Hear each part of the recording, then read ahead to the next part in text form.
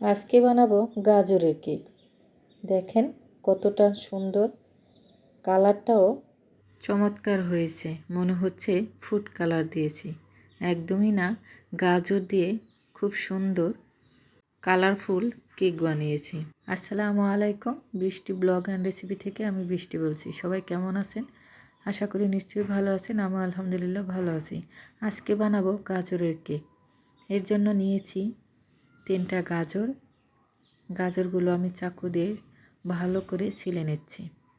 আমার রেসিপিগুলো যদি ভালো লাগে আপনাদের সুন্দর মতামত কমেন্টে জানাবেন, আর আমার ইউটিউব চ্যানেলটা সবাই সাবস্ক্রাইব করবেন।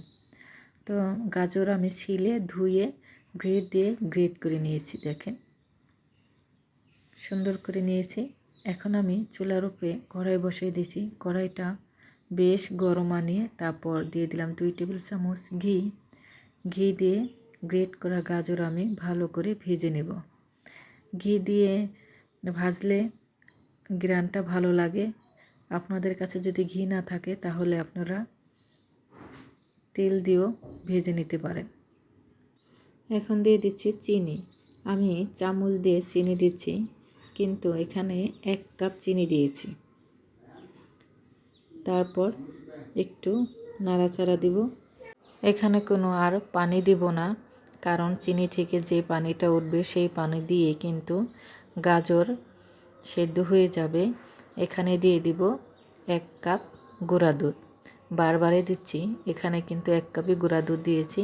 গুঁড়া দুধটা আপনারা আর একটু কমিয়ে দিতে পারেন, বেশি দিলে খেতে ভালো লাগে। গুঁড়া দুধটা মিশিয়ে দিচ্ছি চিনি দিয়ে, আবারও দিচ্ছি। একটু জমাট লাগতে পারে, কোনো ব্যাপার না।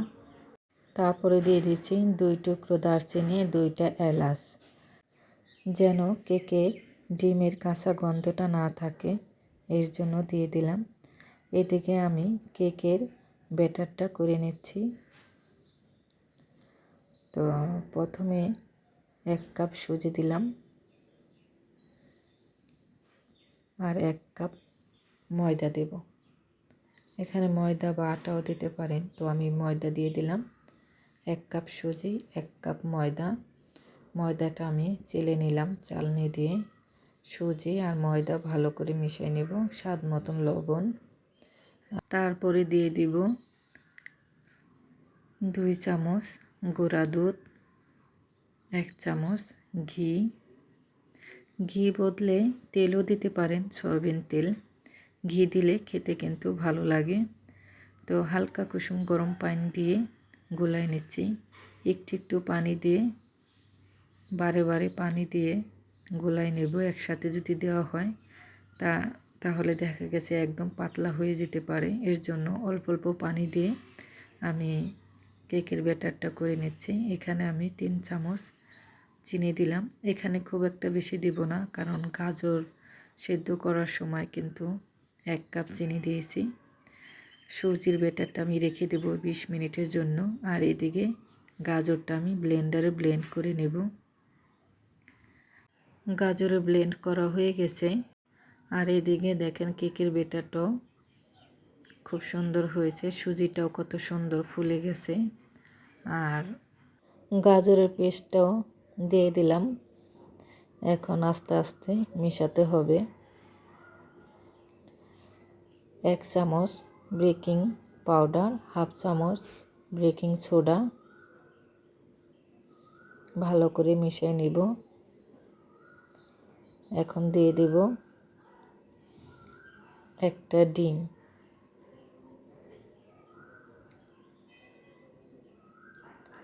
দিয়ে দিলাম ডিম। এখন ভালো করে মিশিয়ে নিব। তো আমার বাটিটা ছোট হয়ে গেছে, বড় একটা বাটি নেওয়া দরকার ছিল। যাই হোক, মেশানো হয়ে গেছে। আমার ভিডিওটি যে যেখান থেকে দেখতেছেন, কাছে ও দূরে, তাদের অসংখ্য ধন্যবাদ। ভিডিও দেখার সময় লাইক দিয়ে ভিডিও দেখবেন। আমার রেসিপিগুলো কেমন লাগে আপনাদের সুন্দর মতামত কমেন্টে জানাবেন, আর আমার ইউটিউব চ্যানেলটা সবাই সাবস্ক্রাইব করবেন। যারা করেছেন তাদের অসংখ্য ধন্যবাদ, যারা করেননি প্লিজ আমার ইউটিউব চ্যানেলটা সবাই সাবস্ক্রাইব করবেন। এই বাটিতে কেক বসাবো, তো বাটিটা আমি ভালো করে তেল ব্রাশ করে নিয়ে একটা কাগজ বিছিয়ে দিলাম। তারপর কেকের ব্যাটারটা দিয়ে দিলাম। ভালো করে ঢাকা দিয়ে নিচ্ছি যেন ভিতরে কোনো বাবল না থাকে। ঢাকনা দিয়ে ঢেকে দিলাম টাইট করে।